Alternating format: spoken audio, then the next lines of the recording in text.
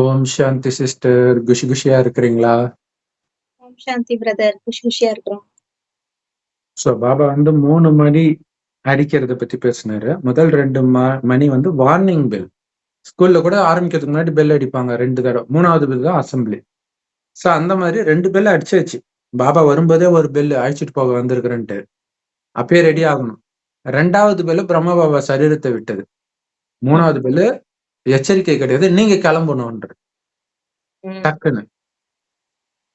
So அதுக்கு முன்னாடியே பெட்டி படுக்கையெல்லாம் ரெடியா வச்சிடணும். மூட்டை கட்டி வச்சிடுங்க. வீண் எண்ணங்கள், பிரச்சனைகள் எல்லாம் இங்க மூட்டை கட்டி வச்சிடுங்க. அது எதுவுமே மைண்ட்ல இருக்கக்கூடாது. அப்பதான் நீங்க பறக்க முடியும். ஸோ எப்பவுமே இந்த 2ஐயும் உள்ளடக்கி தயாரா இருக்கிறீங்களா? இல்ல வீண் எண்ணம் வந்துச்சு டக்கு டக்குன்னு உள்ளடக்கிட்டே இருக்கணும். அது மைண்டுக்குள்ள அசப்போட கூட விடக்கூடாது. அது வாயால பேசிட்டா இன்னும் பிரச்சனை ஆயிடும் இல்லையா? நமக்கு மட்டும் உள்ள எண்ணத்தை மற்றவர்களுக்கும் கொடுத்து அது திரும்ப திரும்ப வந்து நம்மள டார்ச்சர் பண்ணும். ஸோ இதெல்லாம் உள்ளடக்கிடணும். அப்படி யாரு வந்து எப்பவுமே உள்ளடக்கி தயார் நிலையில இருக்கிறாங்களோ அப்பதான் போக முடியும். ஆனா கொஞ்சம் வீண் விஷயம் நீங்க மூட்டை கட்டாம விட்டுட்டீங்கன்னு வச்சுக்கோங்க, தங்கி இருந்துருச்சு அப்படின்னா கண்டிப்பாக கடைசியில அந்த பக்கம்தான் புத்தி போகும். யாரு மேல நீங்க வீண் எண்ணம் வச்சிருக்கீங்களோ அவர் உங்க முன்னாடியே வந்து நிப்பார். அந்த எண்ணம் ஃபுல்லா வந்துரும், முடிஞ்சு போச்சு. அதுக்குதான் ஆத்மா ஆத்மா பாபாவை தவிர எதையும் நினைக்காதீங்கன்னு அவர் ஒரு சைகையா தான் கொடுக்கிறாரு. அதுக்குள்ள எவ்வளவு பிரச்சனை இருக்கும்ன்றதெல்லாம் நீங்க இந்த பயிற்சி பண்ணலன்னா தெரியும். அப்ப தெரிஞ்சு என்ன பிரயோஜனம் கடைசியில. சோ இப்பவே எல்லாத்தையும் மறக்கணும்ன்றது, அப்பதான் போக முடியும். கொஞ்சம் தங்கிடுச்சுன்னா அந்த பக்கம் புத்தி போயிடும். அது உங்க எதிர வந்து நின்னுடும். பிறகு சவாரி செய்ய முடியாது, வண்டி கிளம்பிடும், வெற்றியாளர் ஆக முடியாது. அதனால இப்ப என்ன செய்ய வேண்டியிருக்கும்? பரீட்சையில கூட பாத்தீங்கன்னா இந்த வருஷம் முடிஞ்சிச்சுன்னா முடிஞ்சு போச்சு. அந்த வருஷம் திரும்ப வராது. மறுபடியும் எழுதுற ஃபெசிலிட்டி இருக்கு. ஆனா இதை பொறுத்த வரைக்கும் அதுவும் கிடையாது, முடிஞ்சு போச்சு. ஒவ்வொரு கல்பத்திலும் இதேதான். எப்பவுமே ட்ரெயினை பிடிக்க மாட்டோம்ன்றது எவ்வளவு பெரிய கொடுமை. ரொம்ப கவனமா இருக்கணும். எப்பவுமே வெற்றியாளர் ஆக முடியாம ஆயிடும். அதனால இப்ப என்ன பண்ணணும்?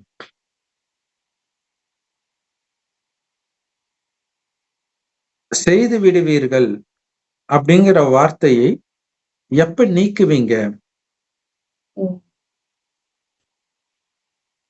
ஏன்னா இப்பொழுதுன்றதான் இங்க பதிலே. எப்பொழுது கிடையாது. இப்ப டைம்லாம் முடிஞ்சிருச்சு. எப்பொழுதுன்ற வார்த்தையை நீக்கிடுங்க. இப்பொழுது எதா இருந்தாலும் இப்பவே பண்ணிடுங்க. விகாரத்தை வெல்லணுமா? இப்பவே. தெய்வீக குணத்தை வெளிப்படுத்தணுமா? இப்பவே. சக்தி ஸ்வரூபமாகணுமா? இப்பவே. புள்ளியாகி பறக்கணுமா? இப்பவே. அப்படி ரெடியா இருக்கும். சோ எப்ப பண்ணுவீங்க? மெதுவா செய்வீங்களா? அப்படி சிந்தனை செய்யறவங்க தூரத்திலேயே இருந்துட வேண்டியதுதான். ட்ரெயின் நம்ம கிட்ட நெருங்கிறதுக்கு முன்னாடியே கிளம்பி போற மாதிரி இல்லையா? அவ்வளவுதான். அதனால இப்பவே ரெடி ஆகணும். இங்க ஆதார் கார்டு மாத்துறாங்க, இல்ல ஏதோ ஒண்ணு அரசாங்கம் மாத்த சொல்லுதுன்னா குடுகுடுன்னு போய் பண்றாங்க. அதனால எந்த லாபமும் இல்லாம கூட இருக்கும். இல்ல எல்லாருக்கும் என்ன அதுல லாபம் இருக்குது? ஆனா இங்க பாபா ரெடி ஆகுற சொர்க்கத்துக்கான டிக்கெட் இத அலட்சியமா இருக்கும். இப்ப பாருங்க. அப்ப தூரமாவே தங்கிடுவீங்க. ஏன்னா இப்ப அந்த மாதிரி நேரம் வந்துடுச்சு. அதனாலதான் முன்னாடியே பாபா சொல்றாரு. ஏன்னா கடைசியில ஏன் பாபா சொல்லலன்னு சொல்லிடக்கூடாதுல்ல. 1970 சொல்லிடுறாரு எச்சரிக்கை. இப்ப எத்தனை வருஷம் ஆயிடுச்சு? 55 வருஷம் ஆயிடுச்சு.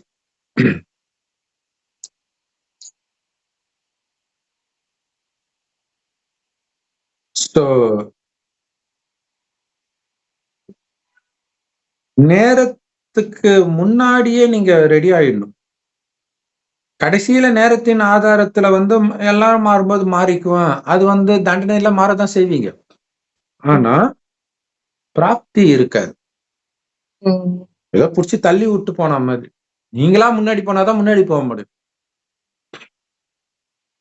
அதை அடிச்சு உதைச்சு அனுப்புறது. அதுல பிராப்தி இருக்காது. நேரத்துக்கு முன்னாடியே மாறுனீங்கன்னா மட்டும்தான் நீங்க செஞ்சதுக்கான பலன் கிடைக்கும். ஏன்னா இப்ப பண்ணீங்கன்னா தான் 1க்கு 1000 மடங்கு, லட்சம் மடங்கு பலன்லாம். கடைசியில எல்லாம் கிடையாது. அது டிராமா பண்ண வைக்குது. அதுக்கு எந்த பலனும் கிடையாது. ஏதோ அடிச்சு நம்மளா உடைச்சு நம்ம முயற்சியில தான் இருக்கு. ஜஸ்ட் பாஸ் போடுற மாதிரி.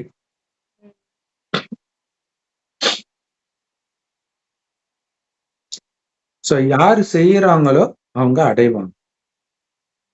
நேரத்துக்கு ஏத்த மாதிரி பண்ணோம் அப்படின்னு நீங்க சொன்னீங்கன்னா, அப்ப அது நேரத்தின் ஆதாரத்துல நீங்க வந்த மாதிரி ஆயிடுச்சு. அப்ப நீங்க உங்களுடைய முயற்சி எப்ப பண்ணுவீங்க? அந்த நேரம் அனுமதிச்சதுக்கு அளவுக்கு நான் பண்ணேன்னா என்ன இது அர்த்தம்? இல்ல நேரத்துக்கு எஜமானன் நீங்க, சமயத்துக்கு எஜமானர் நீங்க. பாபாவுக்கு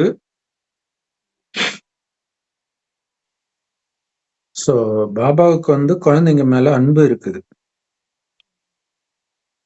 குழந்தைங்களுக்கு பாபா மேல அன்பு இருக்குதா? அன்புடைய அடையாளம் சொல்றேன். அன்பு இருக்குதுன்னு வாய் திறந்து சொல்லாதீங்க.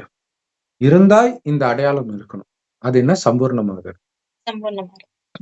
எனக்கு இது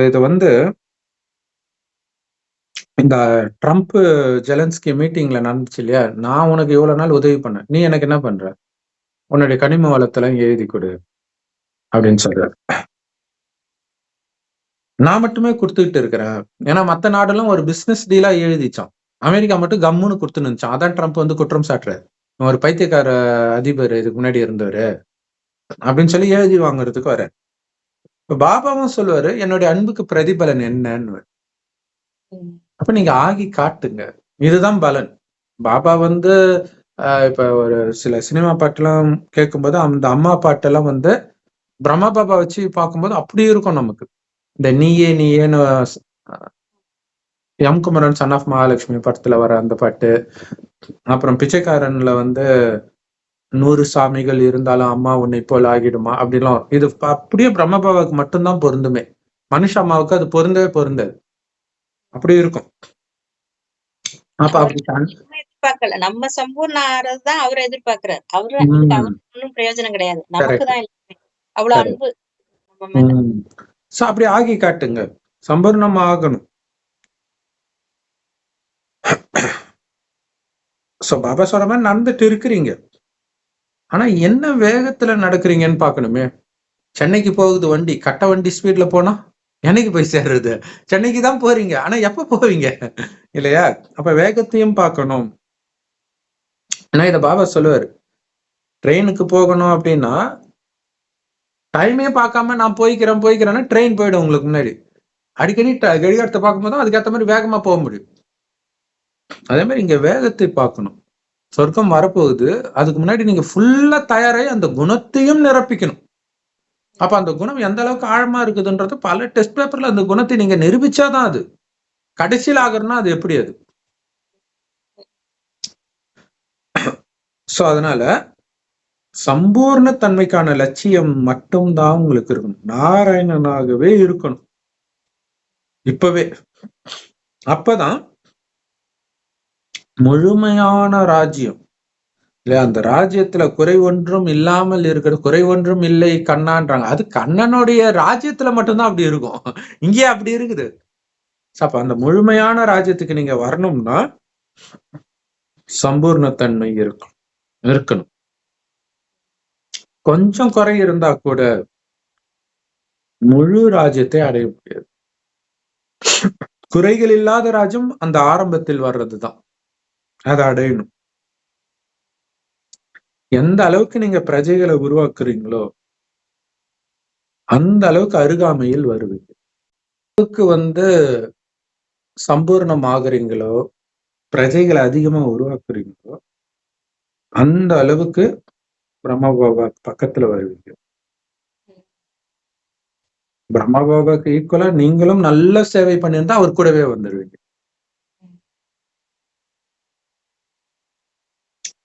ஆக்சுவலா அந்த கடைசியில வர ஆத்மாக்கள் உட்பட எல்லாருக்குமே பிரம்மா பாபாவுடைய சக்தியும் போகுது. இப்ப இந்த சுபபாவனை அதெல்லாம் சேர்ந்துதான் வருது. சோ அந்த மாதிரி நம்மளும் இருக்கணும். அப்பதான் பக்கத்துல வர முடியும் அப்படின்னு சொல்றாரு.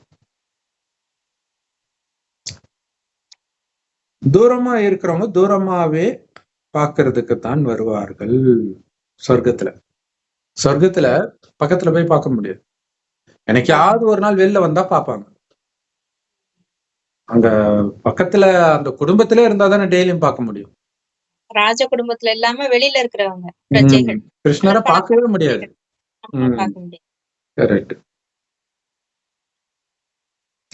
சோ இப்பவே நேபாள்ல வந்து அந்த மாதிரி ஒரு கன்னி பெண்ணை வந்து சின்ன வயசுல தெய்வம் அப்படின்ட்டு கடவுள்னே வளர்ப்பாங்க. அதை பாக்குறதுக்கு அவ்வளவு டிமாண்ட். அந்த தூய்மையான குழந்தை கலியுகத்திலே. இப்ப சொர்க்கத்துல எப்படி இருக்கும்? நம்பர் 1 குழந்தை ஸ்ரீகிருஷ்ணன். அப்ப பாக்குற வரிசையில வருவாங்க. வருஷத்துக்கு ஒரு நாள் பாக்குற மாதிரி ஏதாவது ஒரு ப்ரோக்ராம் இருக்கும்னு நினைக்கிறேன். வரிசையில நின்று வருவாங்க. அருகாமையில வரவங்க தான் ஒவ்வொரு காரியத்திலும் கிருஷ்ணர் கூடவே இருப்பாங்க. பார்ப்போம். இதுல நம்பர் 1 சக்திகள் வர போறாங்களா அல்லது பாண்டவர்களா, அதாவது சகோதரர்களா அல்லது சகோதரிகளா? பாண்டவர் சகோதரர்கள், சகோதரிகள் வந்து சக்திகள். மத்தவங்களை முன்னேற்றுறீங்க இல்லையா, இதுவே முன்னேறதுதான்ற. இததான் பிரம்மா பாபா பண்ணிட்டு இருக்கிறாரு. மற்றவர்களை முன்னுக்கு வச்சு வச்சு அவர் முன்னாடி போயிட்டார். இதுதான் முக்கியமான விஷயம். சோ முன்னேற்றக்கூடியவர்களுடைய பேர் பிரபலமாக இருக்கும் தானே. இயேசுவோடைய பேரு, நபியோடைய பேரு, புத்தருடைய பேரு, இவங்கெல்லாம் ஃபேமஸா இருக்கிறது காரணம் என்ன? இவங்க மூலமா கொடுக்கிற செய்தி மற்றவர்கள் கொடுக்குறாங்க. அப்ப அவங்களுக்கு சமமா ஆக்கி கொடுக்க வைக்கிறாங்க. சோ அதனால அவங்களுடைய பேரும் ஃபேமஸா இருக்குது. ஆனா அவங்க மதத்தை தான் ஸ்தாபனை செஞ்சாங்க. சொர்க்கத்துக்கு வரல. அப்ப சொர்க்கத்துக்கே போறோம்னா எவ்வளவு ஃபேமஸா இருப்பாங்க. சோ அதனால அடிக்கடி செக் பண்ணிக்கிட்டே இருங்க. ஒவ்வொரு காரியம் செய்யறதுக்கு முன்னாடியும் செஞ்ச பிறகும் செக் பண்ணுங்க. நான் எவரடியா இருக்கிறேன்னா, சம்பூர்ணமா இருக்கிறேன்னா, பாபா வெளிப்படுத்துற மாதிரி என்னுடைய எண்ணம், சொல், செயல் இருந்ததா, அந்த காரியம் செய்யும் பொழுதே அது இருந்ததா செக் பண்ணுங்க. காரியத்தை ஆரம்பிக்கும் பொழுது கரெக்டா மனநிலை அப்படியே லேசா இருக்குதா, பாபா கூட்ட போறதுக்கு ரெடியா இருக்கிறேன்னா, காரியம் செய்யும் பொழுது அதே நிலையில இருந்துகிட்டே காரியம் செஞ்சுட்டு இருக்கிறேன் நானும் பாருங்க. இடையில அந்த கவனம் போகுதான்னு செக் பண்ணிக்கிட்டே இருங்க. எவ்வளவு நேரம் இருந்த அந்த சம்பூர்ண தன்மையில் ஆரம்பத்திலே செக் பண்ணிட்டீங்கன்னா வெற்றி கிடைக்கும். காரியம் செய்யறதுக்கு முன்னாடில இருந்தே செக் பண்ணணும். செஞ்சு முடிச்சதுக்கு அப்புறம் செக் பண்ணீங்கன்னா எவ்வளவு தோத்தன்றதுதான் எழுத முடியும். சோ ஆரம்பத்திலே சோதனை செய்யறதுலதான் வெற்றி கிடைக்கும். இல்ல ஒரு ஆக்சிடென்ட் ஆனதுக்கு அப்புறம் ஏன் ஆக்சிடென்ட் ஆச்சுன்னு ஆராய்ச்சி பண்ணி என்ன பிரயோஜனம்? அதுக்கு முன்னாடியே செக் பண்ணி இருக்கணும் இல்லையா?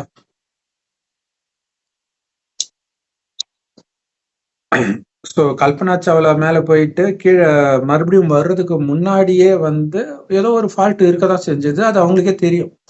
ஆனா போய்க்கலான்ட்டு வந்தாங்க. கிட்ட வரும்போது வெடிச்சிருச்சு. சோ அந்த தப்பை மறுபடியும் பண்ணக்கூடாதுன்னு தான் இப்ப சுனிதா வில்லியம்ஸ் போகும்போது ஒரு தப்பு கண்டுபிடிச்சிட்டாங்க. இருந்தாலும் ரிஸ்க் எடுக்க விரும்பல. வரவும் முடியலாம். பட் எதுக்கு ரிஸ்க்? ஏற்கனவே அந்த மாதிரி எல்லாம் ஆகி இருக்குதுன்ட்டு 1 வருஷம் கிட்ட மேலே இருக்கிறாங்க. சோ இப்ப அழைச்சிட்டு வருவாங்க பிள்ளை. சோ ஆரம்பத்திலே சோதனை செய்பவர்களுக்குத்தான் வெற்றி. மனநிலையும் ஒரே மாதிரியாவே இருக்கும். ஏன்னா காரியம் செய்ய செய்ய அதுல உங்களுடைய கவனம் போகும்போது திடீர்னு ஒரு டெஸ்ட் பேப்பர் வந்தா முடிஞ்சு போச்சு. கலியுக குணத்தை வெளிப்படுத்திடுவீங்க. ஏன்னா அந்த செக் பண்ணவே இல்லை. நான் வந்து ஒரு மிலிட்ரி, கடவுளுடைய குழந்தை, சொர்க்கத்தை உருவாக்குறதுக்கு வந்திருக்கிறேன். இது மைண்ட்ல ஓடிக்கிட்டே இருக்கணும். அப்ப நான் வந்து சாதாரணமானவன் இல்லைன்ற அந்த போதை இருக்கும் பொழுதுதான் உங்களால வந்து ஜெயிக்க முடியும். மனம் ஒரே சீரா இருக்கணும். அதுதான் ஜெயிக்கிறது. நைட்டு தூங்கும்போது மட்டும் சார்ட் செக் பண்றீங்க அப்படின்னா முழு நாள் ஆல்ரெடி வேஸ்ட் ஆக்கிடுவீங்களே. ம். அதனால ஒவ்வொரு கர்மத்தை செய்யும் பொழுதும் ஆரம்பத்திலேயே, நடுவுல, கடைசியில, அது இல்லாம ஒவ்வொரு மணி நேரத்துக்கு ஒரு முறை கூட நீங்க செக் பண்ணணும். கரெக்டா இருக்கிறேனா அப்படின்னு சோதனை பண்ணணும்.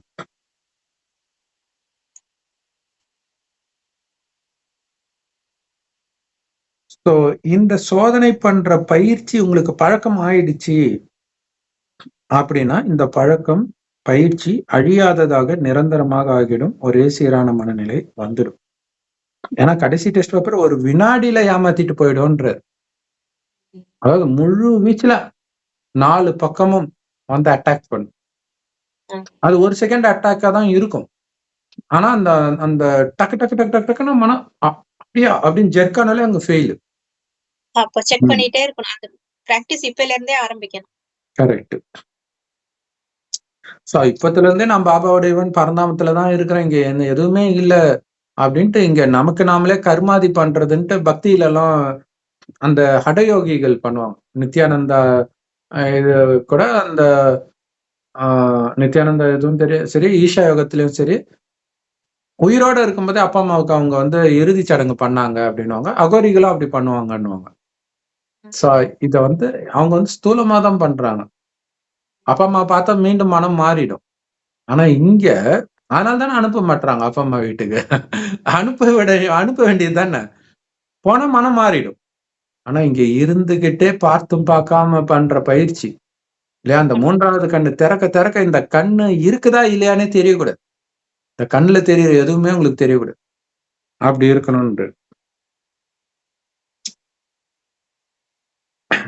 சோ இதுக்குதான் நீங்க வந்து தைரியம் வைக்கணும் இல்லையா. இது வந்து மர்ஜீவா வாழ்க்கை, இங்க இறந்த வாழ்க்கை. அதுக்கு தைரியம் வைக்கணும். அதுலதான் கவனம் கொடுக்கணும். கஷ்டத்தை சிந்தனை செஞ்சீங்க அப்படின்னா கஷ்டம்தான் உங்களுக்கு அனுபவம் ஆகும். கலியுகத்துல இருக்கிற எல்லாமே கஷ்டம் தானே, ஏன் கலியுகத்தை சிந்தனை பண்றீங்க? அப்ப கஷ்டம்தான் அனுபவம் ஆகும். அப்ப எப்பதான் உங்களுடைய முயற்சி வேகமா பண்ணுவீங்க? நேரம் எங்க இருக்குது இனிமேல்ட்டு? அப்புறம் பாத்துக்கலாம், அப்புறம் பாத்துக்கலாம், எங்க இருக்குது டைம்ன்ற? 1970 சொல்றாருன்னா எவ்வளவு சீரியஸா சொல்லியிருக்காரு. ஆமா, அடுத்த பிறவியில இருக்கிற சந்தோஷத்தை அப்பப்ப நினைச்சிட்டே இருந்தோம்னா மனசு அதுல லயிக்கும். அப்ப அதுலயே இருக்கணும். உணர மாட்டோம். கண்டிப்பா. சோ அதுக்காக தான் நம்மள வந்து விகாரத்துல மூழ்கின பிறகு பாபா வந்து இந்த ஞானத்தை கொடுக்கிறார். இல்லாட்டினா அதை எப்படி நினைக்கிறதுன்னு நமக்கு தெரியாது. சொர்க்கத்துல வந்து கேட்டா ஒண்ணுமே தெரியாது. அங்கதான் யாருமே நினைக்க மாட்டோமே. இப்ப தெரியுது இல்ல, லவரை நினைச்சுக்கிட்டே இருக்கிறது, குழந்தைய நினைச்சுக்கிட்டே இருக்கிறது, மனைவியை நினைச்சுக்கிட்டே இருக்கிறது, கணவனை நினைச்சுக்கிட்டே இருக்கு. இப்ப என்ன அந்த மாதிரி நினைன்ற மற்றதெல்லாம் மறந்து நினை. ஏன்னா உனக்கு கொடுத்த அத்தனையும் நான் தான், கொடுக்க போறதும் நான் தான். மற்றவர்கள் எல்லாம் உன்கிட்ட இருந்து அழிக்க தான் செஞ்சாங்க. அவர்களை நினைக்க நினைக்க நீ அழிஞ்சிட்டே வருது உன்னுடைய சொத்துன்ற. சோ நேரம் எங்க இருக்குது இப்ப? அதனால அதிவேகமாக நீங்க சம்பூர்ணமாகணும். இந்த நேரம் தான் முழு கல்பத்தின் அதிர்ஷ்டத்தை உருவாக்குறதுக்கான நேரம். அந்த மாதிரி கவனம் கொடுத்து நடக்கணும்ன்ற. 5000 வருஷத்தின் அதிர்ஷ்டத்தை, தலையெழுத்தை எழுதுற நேரம்னா, நிறைய பேர் சொன்னால என்னுடைய தலையெழுத்த பிரம்மா வந்து தூக்கத்திலே எழுதிட்டார் இருக்கு. அவரு எழுதல, நீங்க தூக்கத்திலே எழுதிட்டீங்க. அப்ப நீங்க கவனம் கொடுக்கணும். நிறைய பேர் வள்ளலாறு கூட எத்தனையோ கோடி பிரம்மாக்கள் இருக்கிறாரு அப்படின்னு சொன்னதா சொல்லுவாங்க. அப்ப அந்த அர்த்தத்துல பாத்தீங்கன்னா நம்மை நாம தானே படைக்கிறோம். ஒரு யுகத்துக்கும் ஒரு பிரம்மா அப்படிலாம் கூட சொல்லிட்டு இருப்பாங்க, சொல்லுவாங்க. வேதத்துல அப்படி எழுதிட்டாங்க. ஆனா நம்மை நாம தான் உருவாக்குறோம். வழியை அவர் கொடுக்கிறார். அப்ப முழு கல்பத்தின் தலைவிதி 84 பிறவியின் தலைவிதியும் இப்ப எழுதுறேன்னு இருந்தா எவ்வளவு கவனம் கொடுக்கணும். அதுக்கப்புறம் அதனாலதான் இப்ப இந்த சாக்கார முரளியில கூட இன்னைக்கு முரளியோ நாளைக்கு முரளின்னு நினைக்கிறேன், என்ன வரும்னா, கருணை உங்க மேல கருணை வைங்க, அனைத்தையும் அடையக்கூடிய பொக்கிஷத்தை கையில கொடுத்தும் நீங்க கவனிக்காத, அதை திரும்பி கூட பார்க்கலன்னும் போது இழந்துகிட்டே இருக்கிறீங்க. அப்ப உங்க மேலயும் உங்களுக்கு கருணை இல்லையான்னு கேக்குறேன். உங்க மேல கருணை வைங்க, மற்றவர்கள் மேலயும் கருணை வைங்க. மெயினா உங்க மேல கருணை வைங்கன்ற. 2500 மட்டும் இல்ல, முழு கல்பத்துக்கான அதிர்ஷ்டமும் இப்பதான் எழுதுறோம் நம்ம. கண்டிப்பா. இன்னொரு விஷயம், நிறைய பேர் மற்றவர்களுக்கு சேவை செய்யறவங்களும் இருக்கிறாங்க. நல்லா சேவை பண்ணுவாங்க. பட் அவங்க சுய முன்னேற்றம், ஆத்ம உணர்வுலயே இருக்கணும், இதுல கவனம் கொடுக்காமலே போயிடும். பாபா நினைச்சுக்கிட்டே இருக்கணும், அதுல கவனம் கொடுக்காமலே போயிடும். சோ அந்த கருணையும் இருக்கணும். மற்றவர்களை இப்ப ஒரு கிணத்திலேயே விழுந்துருச்சு ஒரு குழந்தை அல்லது ஒரு பெண் விழுந்துட்டாங்க அப்படின் போது கயிறு கட்டி போவாங்க. அப்ப இவங்களை சேஃப்டியா வச்சுக்கிட்டு தான் உள்ள போவாங்க. இவங்களும் குதிக்க மாட்டாங்க. இல்ல அடி ஆழத்துல போய் சிக்கிக்கிட்டாங்கன்னா உள்ள போயிட்டு வர்ற வரைக்கும் இவங்களுக்கு கூட மயக்க நிலை வந்துடலாம், ஆக்சிஜன் பத்தாம. அப்ப ஏதோ ஒண்ணுன்னா அங்க புடிச்சு இழுக்கணும். கொஞ்சம் ஒரு மாதிரி இருந்துச்சுன்னா கையில சிக்னல் கொடுப்பாங்க, அந்த கயிறை புடிச்சு இழுப்பாங்க. அப்ப அவங்க இழுத்துருவாங்க. அப்படி நாம மற்றவர்களை காப்பாத்த போற ஞானத்தை கொடுக்கும்போது, ஆனா நீங்க சுய நினைவோட இருக்கிறீங்களா? சீதையை மீட்க போறார் ராமர், ஆனா அவரே சுய நினைவு இழந்து விழுந்துருவார். லக்ஷ்மணனும் விழுந்துருவான். கவனம் கொடுங்க. முழு கல்பத்துக்கான அதிர்ஷ்டத்தை உருவாக்குறதுக்கான நேரம் இப்ப உங்களுக்கு கொடுத்திருக்கிறேன். அப்ப இந்த நேரம் எவ்வளவு பெரிய பொக்கிஷம்னு பாரு. அந்த எக்ஸாம் எழுதி அப்படி புடுங்குறாங்க பாருங்க பேப்பரை, அப்ப தெரியும் அந்த நேரத்துடைய அருமை இல்லையா? ஐயோ அந்த ஆன்சர் எனக்கு தெரியுமே. அந்த ஃபர்ஸ்ட் ரேங்க் எடுக்கிறவங்களுக்கு எல்லாம் அது ஒரு பெரிய விஷயமா இருக்கும். அது ஒரு மார்க்கா இருந்தா கூட அதை விட்டுட்டனே அப்படின்ட்டு. அந்த மாதிரி இந்த நேரம் விலை மதிக்க முடியாது. அந்த பரீட்சையில பாஸ் ஆகிறதுனால பெருசா ஒன்றும் அடைய போறது கிடையாது. ஆனா இது 5000 வருஷம் வாழ்க்கையை செதுக்க போகுது. அதான் சொல்றாரு, சங்கமிகத்தின் நேரம் உங்களுடைய மிகப்பெரிய பொக்கிஷம்ன்ற, விலை மதிப்பில்லாததுன்ற. மற்ற நேரம்லாம் பெரிய விஷயம் கிடையாது. அது மயங்கி இழந்துட்டு தான் வந்திருக்கிறோம் 5000 வருஷமா. அது தப்பு கிடையாதுன்ட்டு. அது நமக்கு பெரிய ரிலீஃப். ஆனா இப்ப இழந்தீங்கன்னா அது மன்னிக்க முடியாத குற்றம்ன்ற. இததான் 100 மடங்கு தண்டனை. முந்தி தெரியாம தப்பு செஞ்சா கூட 100 மடங்கு கிடையாது. இப்ப செஞ்சாதான் 100 மடங்கு. அதான் பாபா சொல்றாரு, அந்த வருமானத்தை சம்பாதிக்கலன்னா பெரிய நஷ்டம் கிடையாதுன்றாரு. நிறைய பேர் வேலைக்கு போகாம ஊதாரியா சுத்துறாங்கன்னு சொல்றாங்க, அது பெரிய நஷ்டமே கிடையாதுன்று. ஆனா இப்ப அலட்சியமா இருக்கிறது தான் நஷ்டம். அப்ப இன்னைக்கு இந்த ஞானத்தை எடுக்காதவங்களும் பாத்தீங்கன்னா வெற்றி அடைந்தவர்களாக இருப்பாங்க அங்க லௌகீக வாழ்க்கை. அது ஒரு காரணம் காட்டி நான்லாம் ரொம்ப பிஸின்னுவான். இதுக்காக தான் பைபிள்ல அந்த ஓய்வு நாள்ல வேலை செய்யறான்னா அவனை புடிச்சு கொலை பண்ணுன்னு இருக்கும். இதுதான் அந்த ஓய்வு நாள். சம்பாதிக்க வேண்டிய நேரம் இது. அதாவது அந்த இதுல இருந்து ஓய்வு, அந்த கலியுக விஷயத்துல இருந்து ஓய்வு. ஆனா அதையும் செய்யதான் சொல்றாரு. ஆனா புத்தி அதுல இருக்க வேண்டாம். ஓய்வா இருந்து ஞானத்தை எடுப்பதும் கொடுப்பதிலுமே கவனத்தை, நேரத்தை செலவு பண்ணுங்கன்ற. இல்லைன்னா உங்களை நீங்களே கொலை பண்ணிக்கிறதுக்கு சமன்ற, தற்கொலை தான் அது. சோ அப்படிப்பட்ட விலை மதிக்க முடியாத நேரம்னு புரிஞ்சுக்கிட்டு இதை பயன்படுத்துங்க, பிரயோகம் பண்ணுங்க. அப்பதான் சம்பூர்ணம் அடைய முடியும். ஒரு செகண்டும் பயங்கரமான நேரம் இது. அலட்சியமா விட்டுறக்கூடாது. ஒரு வினாடியில பல மடங்கு வருமானம் செய்ய முடியும், செய்யணும். ஒரு வினாடி தானே இழந்துட்டீங்கன்னா பல மடங்கு வருமானத்தை இழந்துட்டீங்கன்னு புரிஞ்சுக்கணும். ஒரு வினாடிக்கே. அப்ப மெயின் பாபா நினைவை தவிர, அதாவது பாபாவுடைய சேவை இதை தவிர எதுவுமே இருக்கக்கூடாது. ஞானம், சேவை இதை பற்றிய சிந்தனையிலே இருக்கணும். ஃபர்ஸ்ட் ஸ்டெப் அது. செகண்ட் ஸ்டெப், இந்த சேவை பண்றதுலயுமே பாபா நினைவு கட்டாகாம பண்ணணும். அதுல கவனம் இருக்கும்.